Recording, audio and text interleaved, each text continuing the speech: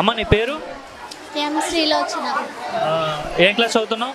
9th C. ఏ school ఇది? School name ఏంటి? ZPHS Ramavarapadu ZPHS. ఏంటి మిడ్ డే మీల్ మధ్యాహ్న భోజనం చేస్తున్నావు కదా, ఎట్లా ఉంది భోజనం? అంటే ఇప్పుడు లోకేష్ గారు పిల్లలు కూడా కడుపు నిండా అన్నం తినాలి, ఎవరు కూడా ఆకలితో ఉండకూడదని చెప్పేసి అయితే సన్న బియ్యంతో భోజనం పెట్టాలని ఒక ఆర్డర్ ఇచ్చారు. సో పెడుతున్నారా మీ స్కూల్లో సన్న బియ్యం? ఎట్లా ఉంది సన్న బియ్యంతో భోజనం చేసేటప్పుడు? ఇంతకుముందు అన్నానికి ఇప్పటికి అన్నానికి ఏమైనా తేడా ఉందా? తేడా ఉంది, బాగుంది. ఇంతకుముందు కన్నా ఇప్పుడు బాగుంది. ఇంతకుముందు ఎట్లా ఉండేది? ఇంతకుముందు కొంచెం అతుక్కుపోయినట్టుగా అలా ఉండేది, ఇప్పుడు కొంచెం పొడి పొడిలాడుతా టేస్ట్గా కొంచెం బాగానే ఉంది.